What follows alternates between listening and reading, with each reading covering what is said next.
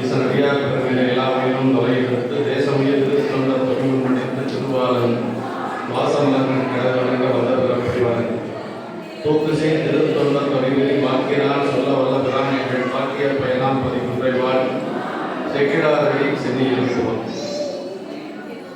உலகெல்லாம் உணர்ந்து போதற்கரியவன் நிலவு லாபிய நிர்மலியன் அலையில் சோதியன் அம்பலத்து ஆடுவான் மலர் சிலம்படி வாழ்த்தி வந்தான். எல்லாம் மலை பெருமான் அந்த படாசுடைய குணமற்ற நனாவுடைய திருவிடையை வணங்கி அந்த நீர் நெடுங்கனையுடனவர் அந்த அண்ணமுடைய திருவிடை தாமர்களை மனமுறைமைகளை வணங்கி எழுந்தருளில் இருக்கக்கூடிய அடையனுடைய குருநாதர் மற்றும் இங்கே சிறப்பான ஒரு பெரிய புராண சிந்தனைகள் எல்லாம் நமக்கு முன்பாக வைத்துக் கொண்டிருக்கக்கூடிய நம்முடைய முரளிங்கய்யா தியாகராஜன் ஐயா மற்றும் இங்கே ஈரோட்டில் இருந்து மிக பழமையான திருக்கூட்டம் என்று போற்றக்கூடிய நம்முடைய அருள்நிதி திருக்கூட்டத்தில் இருந்து இங்கே எழுந்தருளி இருக்கக்கூடிய நம்முடைய பெரியோர்கள் தலைவர் உட்பட போதுவம் புத்திகள் உட்பட எழுந்தருளில் கூட அத்துறை பெரியோர்களுடைய திருவிழையை வணங்கி பல்வேறு ஊர்களில் இருந்து வந்திருக்கக்கூடிய அடியார் கூட்டம் அன்பர்களை எல்லாம் வணங்கிக் கொண்டு இந்த ஒரு நல்ல நாளிலே இந்த பெரிய புராண நிகழ்வுக்கு இந்த 3 பெருமக்களை நாம் அழைத்ததற்கான காரணம் என்னன்னா 3 பேரும் பெரிய ஜாம்பவான்கள் பெரிய புராணங்கள் நாமெல்லாம் ஒண்ணுமே இல்லை. இன்னும் சொல்ல போனா அவர்கள் பெரிய புராணம் பேசுறதை கேட்டுதான் அடியாங்க பேசுறது அந்த ஒரு வேட்கையே வந்தது. உண்மை சொல்றேன், பெரிய புராணத்துல இன்னைக்கு கொங்கு நாட்டுல ஒரு பெரிய ஜாம்பவான்கள் யார் அப்படின்னு சொன்னா இவங்க 3 பேர் தான். எங்களுடைய தவத்தில் தொடர்ச்சி பரவார் ஐயாவுடைய மாணாக்கராக இருந்து கொங்கு நாட்டிலே நம்முடைய ஐயா அவர்கள் தமிழ் வழிபாடு பெரிய புராணம் என்று சொல்லி இது 2ஐயும் பட்டி தொட்டிகள் தோறும் கொண்டு சேர்த்த பெருமை எங்களுடைய ஐயாவை கொண்டு அடியனா சைவத்துக்கும் எனக்கு எந்த ஒரு சம்பந்தமும் இல்லாத ஒரு குடும்பத்தில் பிறந்தவன் தான் நானெல்லாம். கொள் எரி குத்து என்று சொல்லக்கூடிய ஒரு சமுதாயம் வெம்மர குலத்து வந்த வெட்டு வச்சாதியாக என்று சொல்லி சேகரன் சொல்வார். அப்படி ஒரு வெம்மர குலத்திலே பிறந்து கொல் எரி குத்து என்று சொல்லக்கூடிய நிலையில வாழ்ந்து வந்த அடியனுக்கு இந்த ஒரு நன்னதியை காட்டிய ஒரு பெருமை என்னுடைய குணாவதியாக தான் சார். 1989 அடியன் வந்து திருக்கூட்டத்தில் போய் சேர்க்கின்ற பொழுது எனக்கெல்லாம் ஒண்ணுமே தெரியாது, பெரிய புராணம் தெரியாது, எதுவுமே தெரியாது. எல்லாம் உலவாரம் பண்ணி செய்வோம், மண்ணுட்டி எடுத்து வேலை செய்வோம். கீழ்வாணியில் இருந்து அடியன் அப்போ வந்து ஆறுமுகம் ஐயா என்று சொல்லி கோவில் இருந்து வருவார், நடத்துவது ஐயா, அவர்களும் பரணி பொங்கலையார், அவர் பொன்னுலிங்க சாமிகள், இந்த 3 பெருமக்கள் தான் அடியனை அழைத்து கொண்டு வந்து ஐயாவுடைய திருவடியில் சேர்த்தவர்கள். அவர்கள் இந்த நல்ல நேரத்தில் அடியன் இணைந்து கொள்கிறேன். இல்லைன்னா அப்போல்லாம் நாம சிறுதெய்வ வழிபாட்டில் போயிருப்போம். நாங்கெல்லாம் படித்துக் கொண்டு சும்மா ஒரு இளைஞர்களாக கோயில் விசேஷத்துல காமாட்சியம்மன் கோயில் எங்கள் ஊர்ல ரொம்ப விசேஷமா இருக்கு. அந்த கோயில் விசேஷத்துல பட்டிமன்றம் இந்த மாதிரி எல்லாம் நடத்தி கொண்டிருந்த காலத்துல ஆறுமுகம் ஐயா அவர்கள் வந்து கடவுள் வாழ்த்து பாடுவார். அவர் கடவுள் வாழ்த்து பாடுறதுக்காக அவர் அழைப்புதல் நாங்கள் போடுவோம். எல்லா மன்றத்துக்காரரும் அப்போ வந்து சினிமா நிகழ்ச்சி போடுவாங்க, நாங்கள் மட்டும்தான் இலக்கிய நிகழ்ச்சி போடுவோம். அதனால அவருக்கு ரொம்ப பிடித்தது. அப்படி அவர் தான் அடியனை அழைத்து கொண்டு வந்து ஐயாபுரத்திலே பணியிலே சேர்ந்தது. 89 இருந்து ஐயாவுடைய திருவடியை பற்றி நாங்கள் நிற்கிறோம். ஐயா சொன்னது மாதிரி எல்லா ஊர்களுக்கும் அழைத்து கொண்டு செல்வார்கள். அப்படி அழைத்து கொண்டு செல்லுகின்ற பொழுது அது இருக்கக்கூடிய பெரியோர்களிடத்தில் எல்லாம் அறிமுகப்படுத்தி வைப்பார்கள். அப்படி ஒரு முறை சென்ற பொழுது முரளிங்க ஐயாவை அப்பதான் அடியன் முதல்ல பார்க்கிறேன். கள்ளக்குறிச்சிக்கு பக்கத்துல ஒரு பெரிய அரிசி ஆலை, அந்த அரிசி ஆலையில் ஒரு பெரிய மாநாடு நடக்குது. அந்த மாநாட்டில் அவர்கள் பேசிய முறை, அவர்கள் வந்து அந்த மாநாட்டுக்கு முக்கியத்துவம் கொடுக்கல, வேற அடுத்ததாக இருக்கக்கூடிய கலை நிகழ்ச்சிகளுக்கு முக்கியத்துவம் கொடுத்துட்டு இருந்தாங்க. அப்பதான் மைக்கை பிடிச்சி அவருக்கு பிறந்த ஒரு அடியனா, அவர் ஒரே வயசு தான்.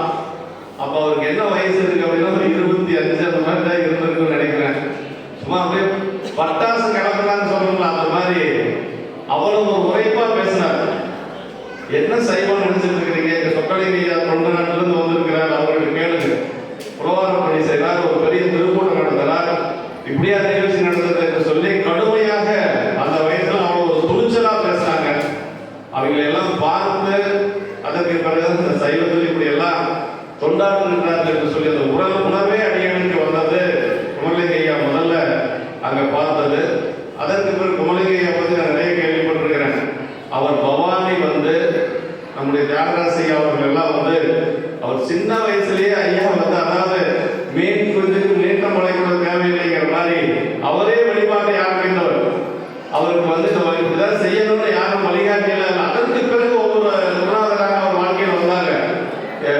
அவரே எல்லாமே சின்ன வயசுல இருந்து வகுப்புகள் நடத்துவது, அடியாரத்தை வைத்து திருமுறைகள் சொல்லிக் கொடுப்பது, இதெல்லாம் முறையாக செய்தவர் நம்முடைய தியாகராஜ அவர்கள். நாம் மில்லுக்கு ஐயா சொன்னது போல ஒரு ஆலை பணியாளராக நான் இருந்த பொழுது எனக்கு இரவு 12 மணிக்கு ஒரு ஷிஃப்ட் முடியும். ஆஃப் நைட் ஷிஃப்ட்னு சொல்லுவாங்க. 3 to 12 ராஜலட்சுமியில் இருந்து நான் முடிஞ்ச சைக்கிள் வருவேன். அப்படி சைக்கிள்ல வருகின்ற பொழுது தியாகராஜ ஐயா 12:30 மணிக்கு காந்த மிதியடி போட மாட்டார். வெறுங்காலோட நடந்து வருவார் பவானி பஸ் ஸ்டாண்ட்ல. இப்ப பழைய பஸ் ஸ்டாண்டுங்கிறது அந்த ஆற்றோட்டத்தில் இருக்கக்கூடிய பஸ் ஸ்டாண்டு. அப்படியே நடந்து வருவார். நான் வேலைக்கு போயிட்டு வருவேன். அவர் எங்கேயோ சொற்பொழிவை முடிச்சுட்டு வருவார். கையில் ஒரு புத்தக பை வச்சிருப்பார். அப்படி புத்தக பை வச்சுட்டு நெட் நிறைய திருநீர் பூசிருப்பார். எனக்கு அப்படியே நேற்று பார்த்த மாதிரி அந்த நினைவு அப்படியே எனக்கு முன்னாடி வந்து நிற்கிறது. அப்படியே நடந்துதான் வருவார். பல முறை நான் பார்த்துருக்கிறேன். அப்படி நடந்துதான் போவார், நடந்துதான் வருவார். காலில் வெளியே போட மாட்டார். இப்படி எல்லாம் அவர் செய்த தொண்டு இன்னைக்கு நூற்றுக்கணக்கான ஆலயங்கள் நமக்கு வந்து அப்படியே சிவப்பணி செய்யக்கூடிய ஒரு திருப்பணி செய்யக்கூடிய நிலையை உயர்த்தி கொடுத்திருக்கிறது என்று சொன்னால் ஐயா சொன்ன மாதிரி அந்த பெரிய புராணம் தான், வேற ஒன்றும் கிடையாது. அந்த பட்டி தொட்டிகள் தோறும் அப்பெல்லாம் பெரிய புராணம் பேசுறதுக்கு ஐயா சொன்னது போல ஆட்கள் ரொம்ப குறைவு. எனக்கு தெரிய பெரிய புராணம் இவங்க 2 பேர் தான் குமரநாட்டில் ஆரம்ப காலத்திலிருந்து ஐயாவுக்கு போன்ற பெரியவர்களுக்கு பிறகு நம்முடைய குமரலிங்க ஐயாவும் தியாகராஜ ஐயாவும் தான்.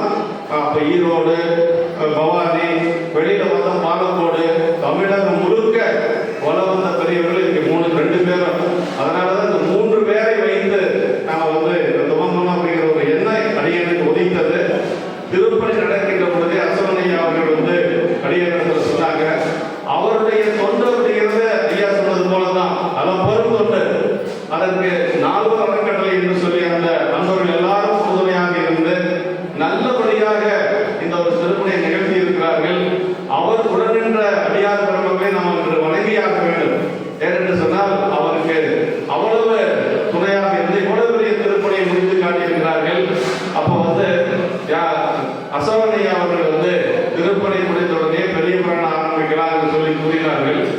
சரி பார்க்கலாம், பின்னாடி செய்யலாம் ஐயா அப்படின்னு சொல்லியிருந்த பொழுதுதான் முருகேசன் ஐயா அவர்கள் வந்து அடியன் இடத்துல கேட்டாங்க.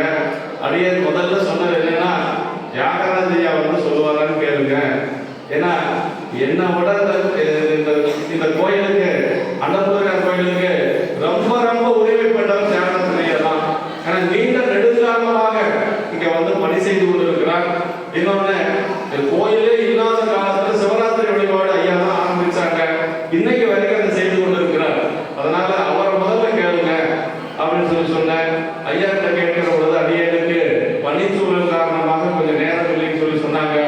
அதற்கு பிறகு மோகன் ஐயா அவர்கள் வந்து இதற்கு முன்பாக இங்க வகுப்பு நடத்திட்டு இருந்தாங்க. அதனால மோகன் ஐயாவையும் கேளுங்க என்று சொல்லியதுக்கு பிறகுதான் அப்புறம் 2 பேருக்கும் வாய்ப்பு இல்லை அப்படிங்கிற பொழுது சரி அடியன் சொல்ல வருகிறேன் என்று சொல்லி அவர்களிடத்திலே உறுதி கூறினேன். இந்த விழா எப்படி அமைத்துக் கொள்ளலாம் என்று சொல்லுகின்ற பொழுது அப்பதான் அடியன் வந்து எங்க குருநாதர் ஐயா அவர்கள் மூலமாகத்தான் எந்த ஒரு செயலை அடியன் செய்வது வழக்கம். ஏனென்று சொன்னால் குமாரபாளையத்துல கோட்டைமேடு சிவாலயத்துல இன்று 19 ஆண்டுகள் அந்த பணி மிக சிறப்பாக நடந்து கொண்டிருக்கிறது என்று சொன்னால் ஐயா வந்து ஆரம்பிச்சு கொடுத்தாங்க. அந்த பணிதான் இன்றைக்கு நடந்து கொண்டிருக்கிறது. அதனால ஐயா வந்து ஆரம்பிக்கணும். நீங்கள் 2 பெருமக்களும் குமரலிங்க ஐயாவும் தியாகராஜ ஐயாவும் அவசியம் வரணும். அவங்க கிட்ட முதல்ல தேதி வாங்குங்க, அப்புறமா நம்ம வந்து விழா எப்ப முடிவு பண்ணிக்கலாம் என்று சொல்லி இது ஒரு 15-20 நாட்களாக குடமுழுக்கு முடிந்தவுடனே இந்த பணி ஆரம்பமானது. அந்த இன்றுதான் வந்து திருவருள் கூட்டுவீங்க இந்த ஒரு விழா மிக சிறப்பாக நடந்து கொண்டிருக்கிறது என்று சொல்லி இதற்கு வந்து சிவகவனிய உரை இருக்கிறது அப்படிங்கிறத கையா தான் சொன்னாங்க. எனக்கு சிவகவனியோட முறை தான் நல்லா இருக்கு என்று சொல்லி சொன்னாங்க. ஆனா நாங்க எல்லாம் முறையா தமிழ் படிக்கல. சிவகவனிய உரை எப்படி இருக்குன்னா பெரிய பல்கலைக்கழகம் போல இலக்கணம், இலக்கியம், சங்க இலக்கியங்கள், பன்னிரு திருமுறைகள், சைவ சித்தாந்தம், அத்தனை நூல்கள் இருக்கு. எதுவுமே விட்டு வைக்கல ஐயா. அதெல்லாம் படிக்கிற அளவுக்கு அப்போ வந்து எங்களுக்கு வந்து ஒரு அறிவு பத்தல. நான் வாங்கி வச்சு ஒரு 2 வருஷம் அதை எடுப்பேன், படிப்பேன், 10 நிமிஷத்துல தூக்கம் வந்துடும். அப்படின்னா நல்லா தூக்கம் வரலாம், அந்த உரை எடுத்து வச்சா தூக்கம் வந்துடும். அது மாதிரி தான் ஒரு காலம் போயிட்டு இருந்தது அடியானுங்க. அப்புறம் வந்து குமாரபாளையத்துல கோயில் அந்த அன்பர்கள் எல்லாம் வந்து இங்க வகுப்பு நடத்தணும்னு சொல்லி சொன்னாங்க. எனக்கு அப்போ 63 வரலாறு உரைநடையா கூட தெரியாது. எனக்கு 63 நாயகர்களுடைய கதையே எனக்கு தெரியாது. உண்மையை சொல்றேன். அதற்கு பிறகு என்ன பண்ணா, திருப்பனந்தாள் மடத்துல இந்த உரை வெளியிட்டாங்க. ஐயா எனக்கு கொடுத்தாரு திருப்பனந்தாளுடைய உரை. அப்ப நல்லா இருக்கும். திருப்பனந்தாள் உரை வந்து அந்த பாடல், அந்த பாடலுக்கு பொருள் அப்படியே கலை அமைப்புல வரும். முதல்ல அதை வாங்கி 63 நாயன்மார்கள் 9 தொகைகளுடைய கதை முதல்ல நான் படிச்சுட்டேன். ஏன்னா ஒரு பிராண சொல்றோம் அப்படின்னா ஒண்ணுமே தெரியாது, இருந்தாலும் அந்த சரிதமாக தெரிந்து கொள்ளணும்னு சொல்லி அதை வாங்கி படித்து அதற்கு பிறகு எப்படியாவது அதை படிச்சே ஆகணும். ஐயா சொன்ன மாதிரி தான் எடுத்த உடனே அந்த சிறப்புடைய உரைக்குள்ளேயே போயாச்சு. அது இறைவனுடைய திருவருள் கருணை. இன்னொன்று என்னன்னா, எனக்கு ஒரு கூடுதலான ஒரு இது ஐயா கிட்ட அப்படியே நானும் கேட்டேன். 96, 97 அந்த மாதிரி காலகட்டங்கள்ல ஐயா நம்முடைய விஜயமங்கலம் கோயில்லையும் நாகேஸ்வரர் கோயில்லையும் பெருமானூர் உத்தமலிங்கேஸ்வரர் கோயிலையும் புராணம் நடத்திட்டு இருந்தாங்க. அப்ப நான் திருப்பூருக்கு அப்பெல்லாம் இந்த வண்டி வாகனம்லாம் கிடையாது. ஒரு டிவிஎஸ் 50 இருக்கும். நான் இரவு எப்படியாவது அந்த எப்படின்னா வியாபாரம், சின்ன ஒரு வியாபாரம் ட்ரேடிங் மாதிரி தான் பண்ணிட்டு இருந்தேன். இந்த புராணம் நடக்கிற நாள் மட்டும் அதுக்கு தகுந்த மாதிரி நேரத்தை குறைச்சிக்கிறது. அப்புறம் வந்து அப்படியே பெருமானூர் ஒரு வகுப்பு கேட்கறது, அப்புறம் மீண்டும் விஜயமங்கலத்தில் வந்து வகுப்பு கேட்கறது. அதிலிருந்து அப்படியே கொஞ்சம் கொஞ்சம் அந்த ஒரு வேட்கை வந்தது. புராணத்தில் இப்படி எல்லாம் இருக்குதுன்னு ஐயா சொல்லுவாங்க.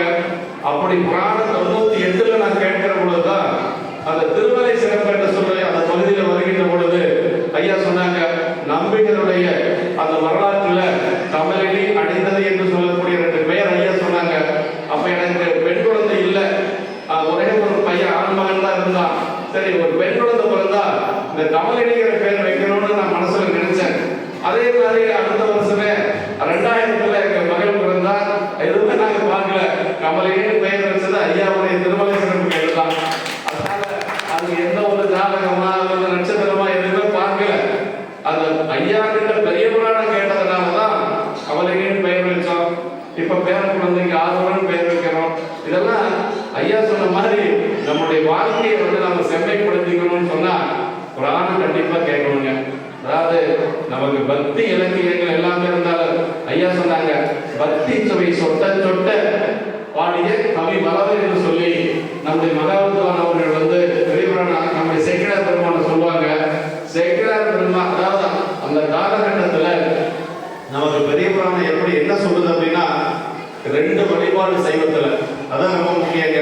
ஒன்று சிவபெருமான் வழிபாடு, இன்னொன்று அடியார் வழிபாடு. சிவபெருமான் வழிபாடு தொண்டு இருக்கு.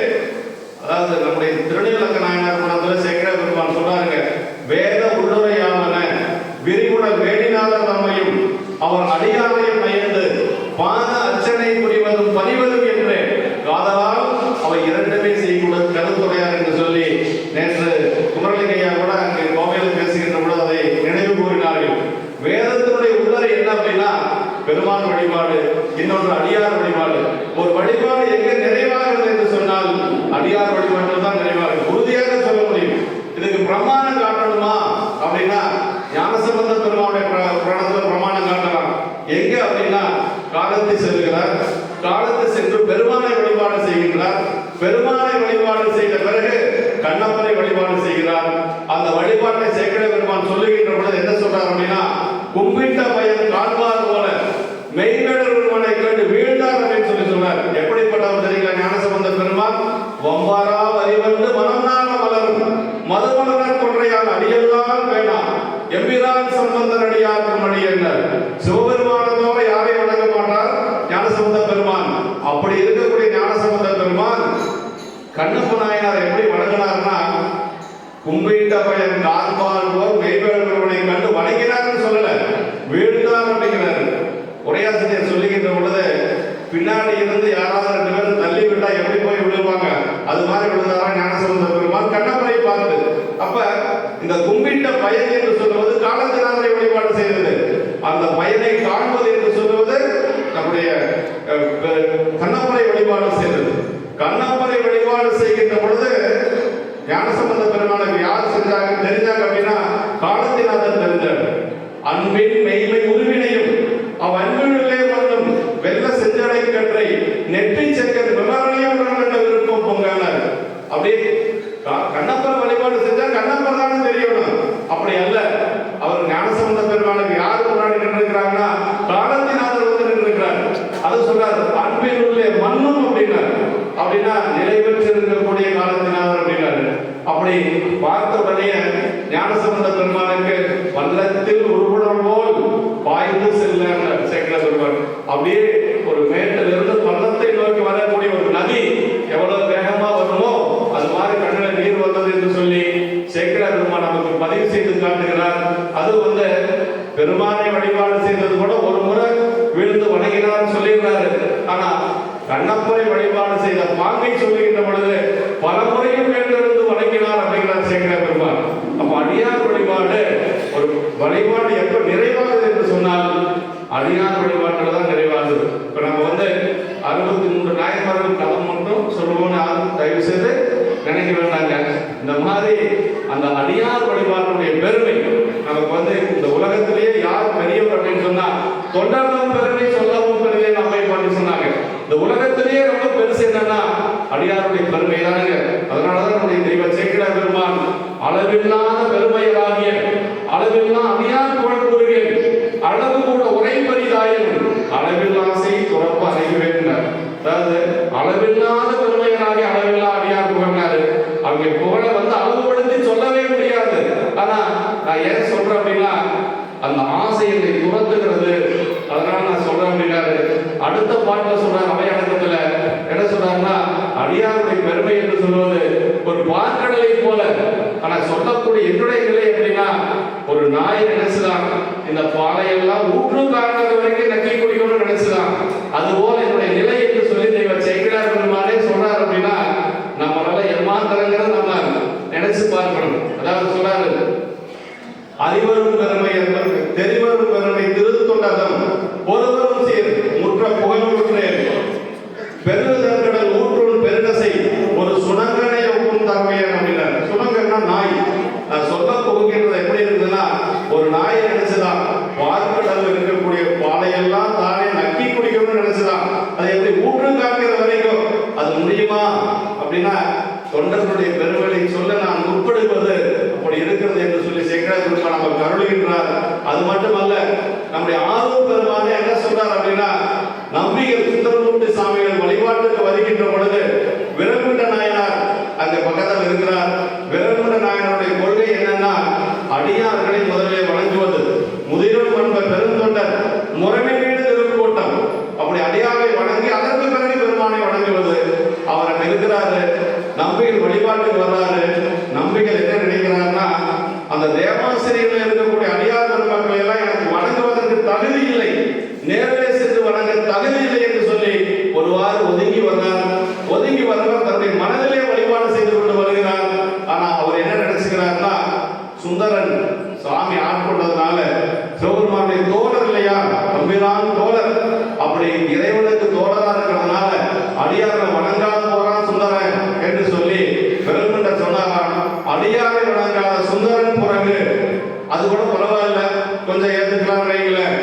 அதற்கு பிறகு சொன்னார் பாருங்க, அடியாரை வணங்காத சுந்தரனை ஆட்கொண்ட சிவபெருமானும் பிறகு யாகேச பெருமானும் பிறகுன்னு சொன்னாரா. இந்த பிறகுன்னு சொன்ன உடனே சாமி அங்கிருந்து சத்தம் போட்டாராம், ஏப்பா நான் அடியார் கூட தான்ப்பா இருக்கிறேன் அப்படின்னு சொல்லி சொன்னாராம். அப்படின்னா அடியார் பெருமை எந்த அளவுக்கு என்று சொல்லி சேக்கிழார் பெருமான் விரல்குண்ட நாயனார் கூட சொல்லாங்க.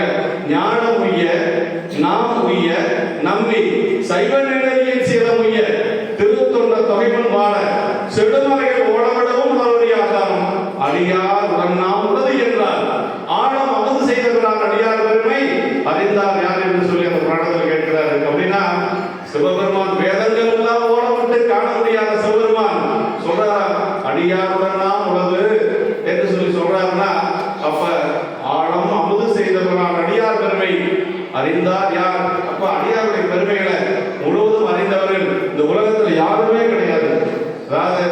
அந்த வழிபாடு எவ்வளவு சிறப்போ அதோட உயர்ந்த ஒரு சிறப்புடையது இந்த அடியார் வழிபாடு என்று சொல்லி நமக்கு, அதாவது நம்முடைய ஆணவ மலம் நீங்குவதற்கு இறைவனுடைய வழிபாடு, ஆனா அந்த வாசனா மலம் நீங்குவதற்கு அடியார் வழிபாடு. இது எங்க பார்க்கலாம்னா வெள்ளாமை சங்கத்தில் பார்க்கலாங்க. சுந்தரமூர்த்தி சுவாமிகள் வெள்ளை யானையில கைலாயம் போயினார். அதற்கு பிறகு சேரமான் பெருமான் நாயனார் போறார். அவரை உள்ள விடுறதில்லை. அதற்கு பிறகு நம்பிகள் சொல்றாரு, சேரன் வாயு கூடத்தொழர் என்று சொல்லி சொல்றார். அதற்கு பிறகு பெரிய தேவரை அழைத்து போறாங்க. பெரிய தேவரை நந்திய பெருமான் அவர் வந்து அழைச்சிட்டு போறார். அப்படி அழைச்சிட்டு போன உடனே சாமி கேட்கிறாரு, அலையாமை வந்ததன் நோக்கம் என்னன்னு சொன்னாரு. அதுக்கு அவர் சொன்னாரு, சுந்தரர் கலர் பற்றி வந்தேன் அப்படின்னாரு. நான் ஒண்ணு நீங்க கூப்பிட்டெல்லாம் வரணுங்கிறது இல்லை சாமி, சுந்தரருடைய திருவடியை பற்றியதுனால இங்க வந்து சேர்ந்துட்டு அப்படின்னு சொல்லி சொன்னாரு. அப்ப அதுக்கு பிறகு மீண்டும் சொல்றாரு, பெருகு வேதமும் முனிவரும் துதிப்பரும் பெரியோய். சாமி கிட்ட சொல்றாரு, சேரமான் பெருமான் நாயனார் பேசுறாரு, அன்பால் திருவிழாப்புறம் பாடினேன் செவிமெடுத்து அருள வேண்டும். திருவிழாப்புறம் பாடினேன், அதை நீங்கள் செவிமெடுத்து அருள வேண்டும் என்று மீண்டும் சொல்றாருங்க. மறுபு பாசம் அகன்றிட வந்தொண்டர் கூட்டம் வைத்தனை அப்படின்னு சொல்லி சொன்னாங்க. அப்படின்னா மறுபு பாசம் அப்படிங்கிறதுக்கு சிவப்புடைய உரை என்ன சொன்னாருன்னா வாசனா மலம்ங்கிறாரு. சிவப்புடைய உரை இல்லைன்னா அது என்ன நமக்கு தெரியுமா? ஏதோ ஒரு பாசத்தை சொல்றாரு, ஆணவம் கண்மம் மாயங்கிற மாதிரி அது ஒரு பாசமாட்டு இருக்கு அப்படிதான் நம்ம நினைப்போம். ஆனா உரையாசிரியர் என்ன எழுதுறாருன்னா மறுபு பாசம் என்பதற்கு வாசனா மலம் எழுதுறாரு. அந்த வாசனா மலம் எப்ப நீங்கும்னா திருக்கூட்டத்தில் இருந்தால் தான் நீங்கும். அடியார் பெரும் மக்களோட இருந்தால் மட்டும்தான் வாசனா மலம் நீங்கும். இது பெரிய புராணத்தில் பல இடங்களை நம்ம பார்க்கலாம். சுந்தரமூர்த்தி சாமிகள் இறைவனால் ஆட்கொள்ளப்பட்டவர். சுந்தரமூர்த்தி சாமிகள் இறைவனால் ஆட்கொள்ளப்பட்ட தம்பிரான் தோழர் என்று சொல்லக்கூடிய நம்பிகள் ரெண்டு இடத்துல உள்ளுக்குள்ள போறது இல்லைங்க. ஏன் போறது இல்லைன்னா திருவதிக்கு போறாரு. திருவதிக்கு செல்லுகின்ற பொழுது அது யார் திருவதிக்கு என்று சொல்வது அப்பர் சாமிகளை திலகவதியார் திருநீர் கொடுத்து ஆட்கொண்ட ஒரு பதி. அந்த இடத்தை சொல்லி அங்க போறாரு. போகின்ற பொழுது அப்பர் சாமிகள் கையால உலவாரப்பணி செய்த பதியை நான் காலால் விதிக்க மாட்டேன் என்று சொல்லி 3 கிலோமீட்டர் தொலைவுக்கு முன்னாடி இருக்கக்கூடிய சித்தவடத்தில் தங்கினாருங்க. அந்த நிகழ்வை சொல்லுகின்ற பொழுது உடைய அரசு உலகேத்து உலவார படையாளி விடையவருக்கு கைத்தோடு விரும்பு பெறும் பதியை முடித்து அணைவதற்கு அஞ்சுவன் என்று அன்னகரை புகுதாதே மடைவளன் புறமலையில் சித்தவடமான புகுந்தார் என்று சொல்லி சொன்னாருங்க. அப்படின்னா தம்பிரான் தோழர் எவ்வளவு பெரியவர், திருமுனைப்பாடி நாட்டினுடைய ராஜாங்க அவர், இளவரசர் அவர், முனைப்பாடி புறவரனார் அப்படின்னு சேர்க்கிற பெருமான். அப்படிப்பட்டவர் நாவுக்கரசு பெருமான் உலவாரம் பணி செய்த அந்த பதிவுக்கு போறதில்லை. அப்படின்னா பெரியவர்களை எந்த அளவுக்கு அவர்கள் வைத்திருக்கிறார்கள் அப்படிங்கிறத நம்ம கொஞ்சம் நினைச்சு பார்க்கணும். அவர் போகல. சாமி என்ன பண்ணாரு, அட சுந்தரம் வராமல் விட்டான். சாமி திருவதியில் இருந்து 3 கிலோமீட்டர் தொலைவில் இருக்கக்கூடிய சித்தவடம் மடத்துக்கு சாமி நடந்து வர்றாரு. எவ்வளவு பெருமை பாருங்க. வந்து என்ன பண்ணாரு, சுந்தரர் அப்படியே அடியாரோட படுத்திருக்கிறார். அப்படி படுத்திருக்கிற பொழுது சாமி என்ன பண்ணாரா, அவர் திருவடியை தூக்கி வயசான கோலத்தில் வந்த பெருமான் 2 திருவடியை தூக்கி அவர் தலைமையில வச்சாராம். உண்டாரான் திருவடி மேல் பதும மலர்த்தால் வைத்து பள்ளி கொள்வாரோர் பயின்றார் சேர்க்கிற பெருமான். அப்படியே படுத்து தூக்கி இருக்கிற மேல தலைமையில கால வச்சு எப்படி இருக்கும். அப்ப கொஞ்சம் எந்திரிச்சுட்டாரு. சுந்தரர் எந்திரிச்சு கேட்கிறாரு, அருமறையோய் முன்னாடி என் சென்னியில் வைத்தனை என்னன்னாரு. ஏப்பா என் தலைமையில போய் கால வைக்கிறீங்களே அப்படின்னு சாமி சொல்றாரு. எந்த திசை காவலர் இருக்கக்கூடிய சிவபெருமான் சொல்றாரு, திசையறியா வகை செய்தது என்னுடைய முப்புக்கான் அப்படின்னாரு. ஏன்னா வயசாகி போயிடுச்சாமா, எந்த திசையில கால வைக்கிறதுன்னு சாமிக்கு தெரியலையா. மீண்டும் ஒரு இடத்துல போய் படுத்தாரு. மீண்டும் அவர் தான் நின்றார் சேகர பெருமான். மறுபடியும் விடுவாரா சாமி, மறுபடியும் திருவடி தூக்கி தலைமையில வச்சாரு. கொஞ்சம் கோபம் வந்துருச்சு சுந்தரனுக்கு. என்னை பலகாலம் நினைத்ததை நீ யார் அப்படின்னு சொல்லி சொல்றாரு. அப்பதான் அவர் சொல்றாரு, கங்கை சடை கடந்தவரான் அறிந்திலையோ எனக்கு கடந்தான் அப்படின்னு சேகர பெருமான். கங்கை சடை கடந்தவரான், கங்கையை தலையில வச்சிருக்கக்கூடிய பெருமான், மறைத்து வச்சிருக்கக்கூடிய பெருமான், இன்னுமா சுந்தரம் உனக்கு தெரியல அப்படின்னு சொல்லி சொன்ன உடனேயே தன்னுடைய நிலையை அறிந்து அவர் என்ன செஞ்சாரு, தம்மானை அறியாத சாதியானவரோ என்று சொல்லக்கூடிய அந்த திருப்பதிகத்தை ரொம்ப இறங்கி பாடிய திருப்பதி. எல்லா ஜாதியும் இருக்குது இந்த உலகத்துல, சிவபெருமானை தெரியாத ஒரு ஜாதி இருக்குதா அப்படின்னா நான் தானே அதை என்று சொல்லி நம்பிக்கை இறங்கி பாடுறார். இதே மாதிரி சீர்காழி போறார். சீர்காழி ஞான பிள்ளை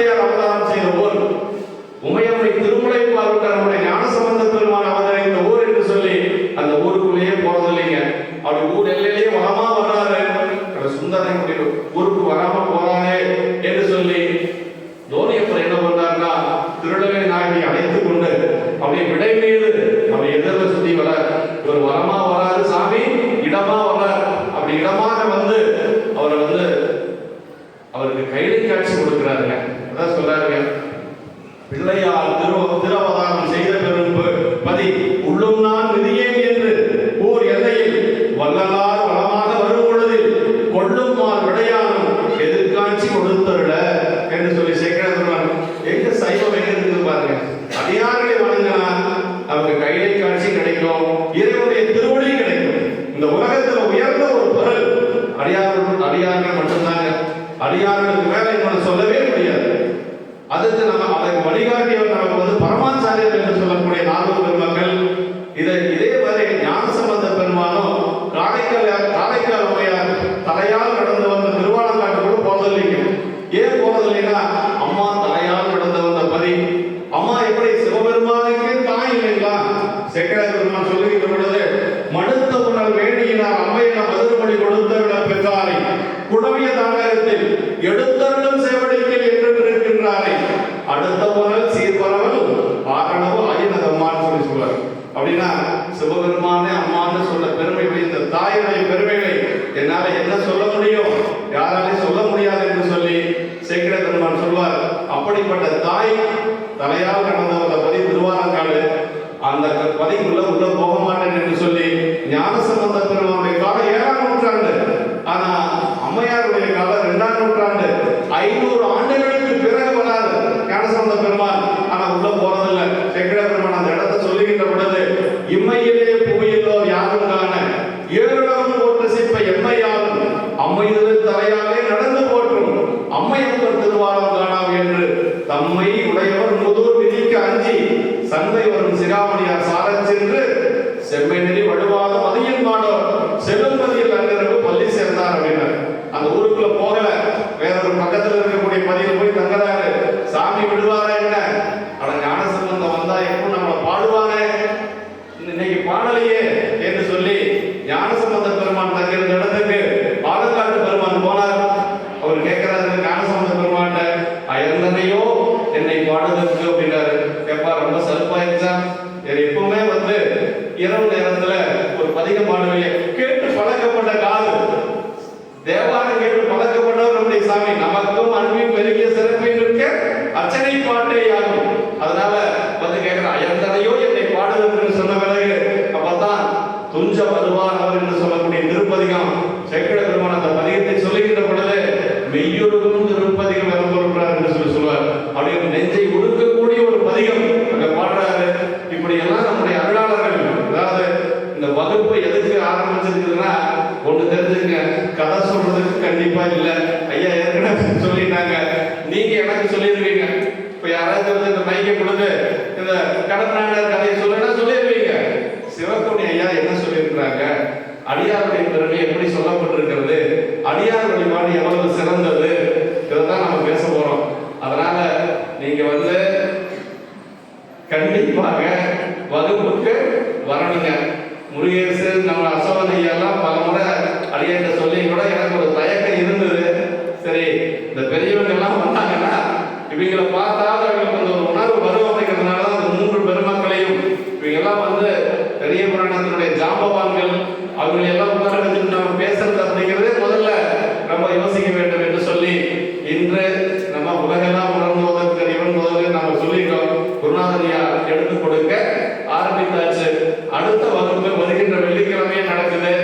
வார வாரம் வெள்ளிக்கிழமை வகுப்பு 5:45க்கு திருத்தொண்ட தொகைங்க. 6 மணிக்கு வகுப்பு. யார் வந்தாலும் வராது போனாலும் இவங்க எல்லாம் இருக்கிறாங்க. இவங்க முன்னாடி நான் பாட்டுக்கு ஆரம்பிச்சிருவேன். அதனால யாரும் வரலைன்னு சொல்லியும் ஐயா அப்படிதான் ஆரம்பிப்பார். பவானி இல்ல ஐயா என்ன பண்ணுவாருன்னா கரெக்டா 6 மணினா 6 மணி, அது யாரும் வந்தாலும் வராது போனாலும் ஆரம்பிச்சிருவாரு. இப்ப திருவண்ணாமலை தொண்டீஸ்வரர் பெருமானுடைய அருட்பெரும் கருணையினால ஈரோட்ல ரொம்ப நல்லா போயிட்டு இருக்குதுங்க. பெரியவங்க எல்லாரும் பலமுறை எல்லாம் கூசுந்தமூர்த்தியா வையாபுரியா இப்படி பெரியவங்க எல்லாம் வகுப்பு கேட்ட பெருமக்கள். ஆனாலும் அவர்கள் எல்லாம் வராங்கன்னா நான் பேசுறது கேட்கறதுக்காக அல்ல, சிவப்பனை ஏன் என்ன சொல்லியிருக்கிறாரு அப்படிங்கிறது கேட்கணுங்கிறதுக்காக தான் வர்றாங்க. எனக்கு வந்து ஜிகை கொடுத்து அந்த ஆச்சாரிய வரிசை வரைக்கும் கொண்டு வந்து நிறுத்திய பெருமை எங்களுடைய குருநாதர்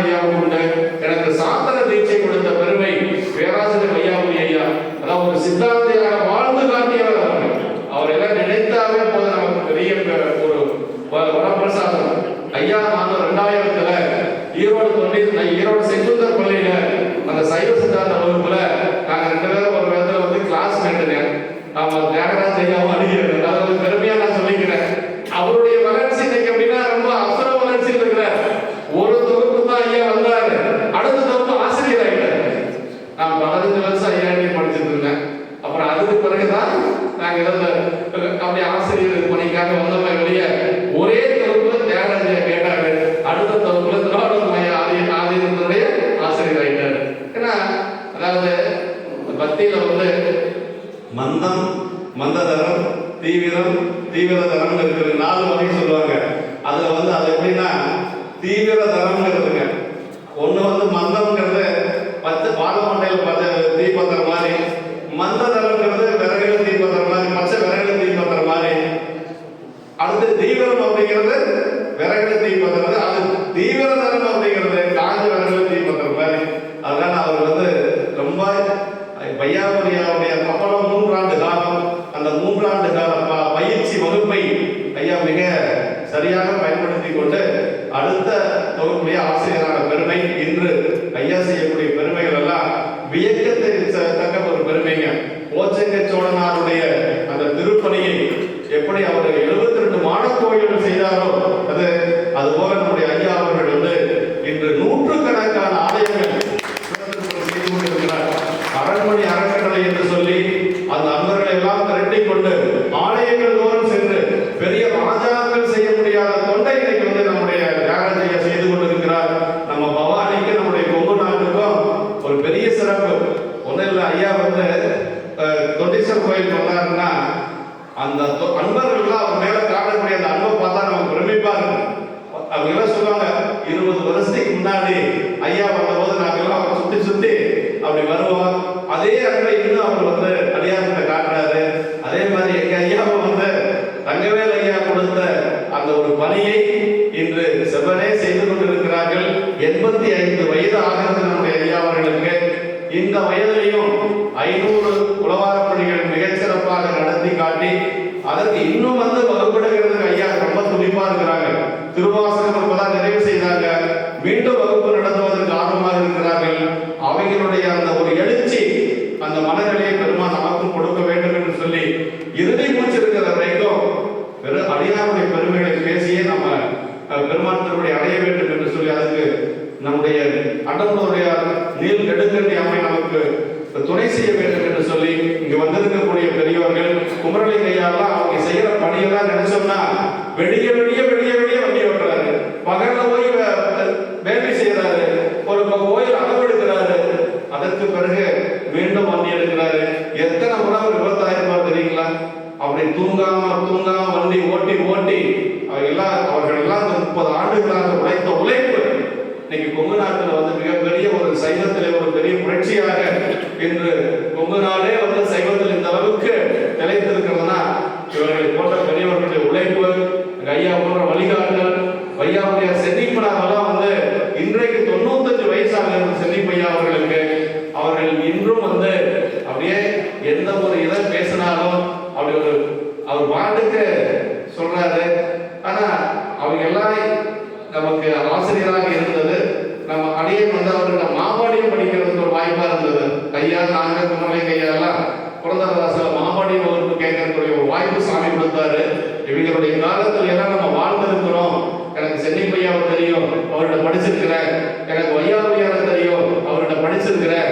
சொக்கலிங்க ஐயாவை தெரியும், அவரோட மாணவனா இருந்திருக்கிறோம் அப்படின்னு இன்னொரு 20 ஆண்டுகள் 30 ஆண்டுகள் கழித்து சொல்ற பொழுதுதான் அதனுடைய பெருமை எனக்கு தெரியும். இப்ப அவங்க இருக்கிற பொழுது அதனுடைய பெருமை நமக்கு தெரியாது. இவங்கிட்ட எல்லாம் படிச்சீங்களா என்று சொல்லி ஒன்றும் இல்லை. நான் ஒரே ஒரு உதாரணம் மட்டும் சொல்லி நிறைவு செஞ்சுக்கிறேன். வையாபுரியர்கிட்ட சைவ சித்தாந்தம் படித்துக் கொண்டிருக்கிற பொழுது தர்மபுரம் போனோம். தர்மபுரத்தில் இப்ப இருக்கிற சன்னிதானத்துக்கு முந்தைய சன்னிதானம் ரொம்ப கடுமையா இருப்பார், பேசுறதே சிங்கமாட்ட பேசுவார். அப்படி இப்ப செல்லுகின்ற பொழுது எங்க போய் எந்த மையம்னாரு? ஈரோடு மையம் ஐயா அப்படின்னா. யார் ஆசிரியர்னாரு? வையாபுரியர் ஆசிரியர் அப்படின்னா. வையாபுரியர் ஆசிரியர் சொன்னதுதான். வையாபுரியர் நல்லா இருக்கிறாரா? என்ன பாடம் நடத்திட்டு இருக்கிறாரு? கந்தபுராணம் நடத்திட்டு இருக்கிறாரு ஐயா. அப்படியா? சரி ஐயா நல்லா அப்படின்னா அந்த மாதிரி ஆதீனங்கள் எல்லாரும் போற்றக்கூடிய ஒரு ஆசிரியர் பெருமக்கள் நம்முடைய ஆசிரியர் பெருமக்கள். அதுக்காக நான் சொல்ல ஒரு வாய்ப்பை அடியார் பெருமக்கள் வந்து வெள்ளிக்கிழமை வார வகுப்பு 1.5 மணி நேரம் தான். ஒரு வீட்டில் போய் யாராவது இருந்துட்டு நியாயம் பேசிட்டு இருக்க நேரம் தான், அதிக நேரம் தான் இல்லை. 5:45 திருத்தொண்ட தொகை. திருத்தொண்ட தொகை கண்டிப்பா பாடுங்க. திருத்தொண்ட தொகை நமக்கு என்ன செய்யும் தெரியுங்களா? நம்முடைய தீமைகளை எல்லாம் நீக்க செய்யக்கூடிய திருத்தொண்ட, தீதில்லா திருத்தொண்ட தொகை அப்படின்னார். நாவேத திருத்தொண்ட தொகையினார், தெண்டவில் பயனாயுள்ள திருத்தொண்ட தொகையினார், சுந்தர திருத்தொண்ட தொகையினார், மூலமான திருத்தொண்ட தொகை. நான் சொல்றதெல்லாம் சேகரனுடைய வாக்கு. அவ்வளவு சிறந்த ஒரு திருத்தொண்ட தொகை. நம்ம பாடித்தான் வகுப்பு ஆரம்பிக்கணும். 5:45 வகுப்பு ஆரம்பம். வாய்ப்பு இருக்கிற அன்பர்கள் கலந்துக்க. பெரியவர்கள்லாம் சொல்லிட்டாங்க. எந்த அளவுக்கு உங்களால முடியுங்கிறது பார்த்துங்க. நமக்கு எத்தனையோ உலகியல் பணிகள் இருக்கு. எனக்கும் பணி இருக்கு, அசோனியாவுக்கு பணி இருக்கு, முருகேசுக்கு பணி இருக்கு, சரவணனுக்கு பணி இருக்கு, ஜெகநாதையாவுக்கு பணி இருக்கு.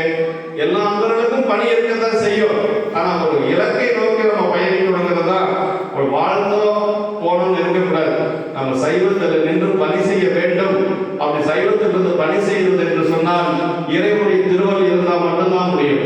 இது எங்க பார்க்கலாம்னா நாவுக்கரசு பெருமானுடைய சரியத்தில் பார்க்கலாம். நாவுக்கரசு பெருமான் சமணத்துக்கு போறார். ஆனா அவர் சைவ குடும்பத்தில் பிறந்தவர். ஏன் சமணத்துக்கு போனார் அப்படிங்கிறது சேக்கிழார் பெருமான் பதிவு செய்து காட்டுறார். நில்லா உலக இயல்பு கண்டு நிறைய வாழ்க்கை அல்லே என்று அறத்துணர்ந்து சமயங்களானவற்றில் நல்லாறு தெரிந்துணர நம்பர் அருளாமையினால் கொல்லாமை மறைந்துரையும் அவன் சமயம் குறுகுவார்கள். அப்படின்னா முன்னாமே மொழியாக எமையடைய தவம் என்றார். போனவர்களுடைய தவம் செஞ்சவர் நாவுக்கரசு பெருமான். ஆனா இப்ப ஏன் வந்து சமணத்துக்கு போனார் அப்படின்னா நம்பர் அருளாமையினால் அப்படிங்கிறார். இப்ப சிவபெருமானுடைய திருவருள் இருந்தால் மட்டும்தான் திருநீர் அணிந்து கொண்டு உருத்தராக்கம் அணிந்து கொண்டு இந்த பணியை நம்ம செய்ய முடியும். வேற யாருடைய ஒரு தூண்டுதலால் நம்ம செய்யவே முடியாது. நாங்கெல்லாம் வந்து இப்படி சொல்லப்பட்டிருக்கிறது அப்படிங்கிறது எடுத்து சொல்றமே வழிய உங்களுக்கு உள்ள இருந்து யார் உங்களை இயக்குவாங்க அப்படின்னா அண்டபுரியாருனால்தான் முடியுங்க. இப்படி நம்முடைய அசோகனையெல்லாம் இந்த 4 நற்பணி மன்ற பெருமக்கள் எல்லாம் அவங்க உள்ள இருந்து சாமி உணர்த்தினார். அதனால அவங்களால இந்த திருப்பணி செய்ய முடிந்தது. அவங்களால செஞ்சாங்க அப்படின்னா இல்லை என்று சொல்லி இறைவனுடைய திருப்பணி மிக செம்மையாக நடைபெற்றுக் கொண்டிருக்கிறது. அதே போல அடியாருடைய திருப்பணியும் இந்த ஆலயத்திலே விலகி தோன்ற வேண்டும் அப்படிங்கிறதுக்காக தான் இந்த வகுப்பு இன்று ஆரம்பமாக இருக்கிறது. அடியார் பெருமை இருக்கிறதுலே ரொம்ப உயர்வானது. தொண்டர் பெருமை சொல்லவும் தெரியுது என்று சொல்லி அமைப்பாட்டினுடைய திருவாக்கிற்கு இணங்க இங்க வேற எதுவும் பேசப்படாது. அடியாருடைய பெருமைகளை பேசுவோம், பெருமானுடைய பெருமைகளை பேசுவோம். அவ்வளவுதான் இருக்குங்க. திருப்பதிகை செடுந்தவரின் தரம் போற்றி மகிழ்வுற்று பொறுப்பறைய மலர்பாவை இடமாக கொன்றாடி விருப்புடைய திருத்தொண்ட பெருமையை விரித்துரை தங்கு ஒருபட சிந்தையினாலே உடனுறையில் பயிர் பெற்றார் என்று சொல்லி முருகநாயகனுடைய திருமணத்திலே 6 நாயன்மார்கள் இருக்கிறாங்க. ஞானசம்பந்த பெருமான், நாவுக்கரசு பெருமான், திருநீலகண்ட யாழ்ப்பாணர், முருகநாயனார், திருநீலக நாயனார், சிறுத்தொண்ட நாயனார் என்று சொல்லி 6 பெருமக்கள் இருக்கிறாங்க. என்ன செய்து கொண்டிருந்தார்கள் அப்படின்னா திருப்பதிகை செடுந்தவரின் தரம் போற்றி இறைவனுடைய பெருமைகளை பாடிக்கொண்டிருந்தார்கள். அடுத்து சொன்னார் பாருங்க, பொறுப்பறைய மடப்பாவை இடமாக பொற்றாலை விருப்புடைய திருத்தொண்டர் பெருமையை எடுத்துரைத்தார். பெரிய புராணம் பேசிட்டு இருந்தாங்க, தேவார் பாடிக்கொண்டிருந்தார்கள். அந்த அப்படி இருந்ததுனால எல்லாரும் ஒன்றாக இருந்ததை பெருமையை பெற்றார்கள். பொறுப்படு சிந்தையினாலே உடனுறைவின் பயன் பெற்றார் என்று சொல்லி இங்க அதுதான் நிகழ இருக்கிறது.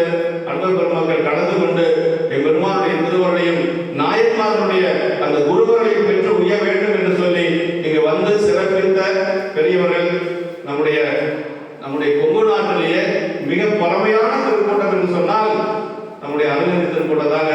அதிலிருந்து பெரியவர்கள் எல்லாம் வந்திருக்கிறார்கள். அதே மாதிரி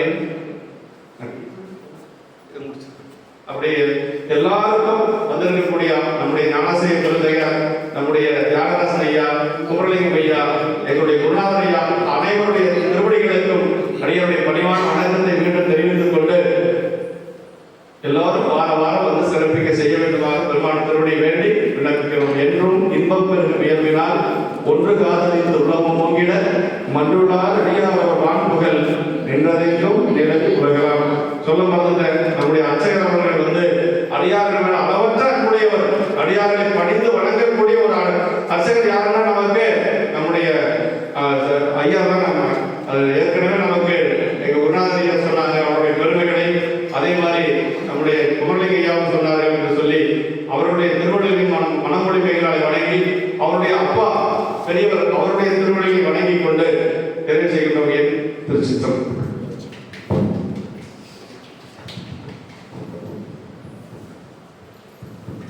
திருத்தொண்டி தலைவர் அவர்களுக்கு ஐயா தியாகராஜன் ஐயா கொண்டாடி கொடுத்தார்.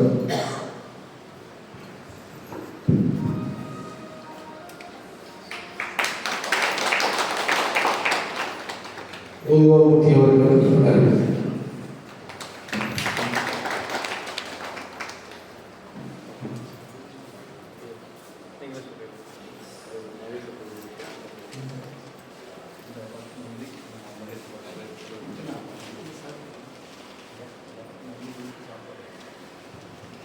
ஐயா திருச்சி தமிழ் இந்த திருத்தொற்று தோற்ற விழாவில் கலந்து கொண்ட அத்தனை பெரியவர்களுக்கும் எங்கள் சிறந்தாக்கி கரகோப்பி வணங்கி கொள்கிறோம். அத்தனை பெரியவர்களுக்கும் மகேஸ்வரர் இருக்கிறது. அனைவரும் அமர்ந்து சாப்பிட்டு செல்வார்கள். திருச்சி தமிழ் திருவமது இருக்கிறது. அமுதேற்றுக் கொள்ள வேண்டுமா என்போடு வேண்டிக் கொள்கிறோம். வாழ்த்து என்றும் இன்னும் ஒன்று காத்தளித்து உள்ளமும் மன்றுடார் அடியார் அவர்கள் இன்றதையும் நிலமி உலகலாம் வான்முகில் வழாது பெய்க மணிவளம் சுரக்க மன்னன் போர்முறை அரசு செய்ய உரையிலார் உயிர்கள் வாழ்க நான் மலையரங்கள் போக நல்கவம் வேள்வி மல்க மேன்மைகள் சைவ நீதி விளங்குக உலகமெல்லாம் மேன்மைகள் சைவ நீதி விளங்குக உலகமெல்லாம் மேன்மைகள் சைவ நீதி விளங்குக உலகமெல்லாம் போற்றி என் இல்லை மந்திரில் ஆழி போற்றி போற்றி அருந்தர் நீழலும் கண்ணியம்மையுடனாகி அண்டமுள்ளதை பெருமான் திருவடிகள் போற்றி. அன்பர்களே, வருகிற வெள்ளிக்கிழமை மாலை 5:45 மணிக்கு திருத்தொண்ட தொகையோடு புராண வகுப்பு தொடங்க இருக்கிறது. எனவே வந்திருப்பவர்கள் வாராதிருக்கிற அன்பர்களுக்கு செய்தியை சொல்லி எல்லோரையும் இந்த ஞான வேள்வியில் பங்கெடுக்க வேண்டுமாய் நீங்களும் சொல்லி எல்லோரையும் அழைத்து வர வேண்டுமாய் அன்போடு வேண்டிக் கொள்கிறோம். எல்லோருக்கும் திரு அமுது இருக்குது. அமுது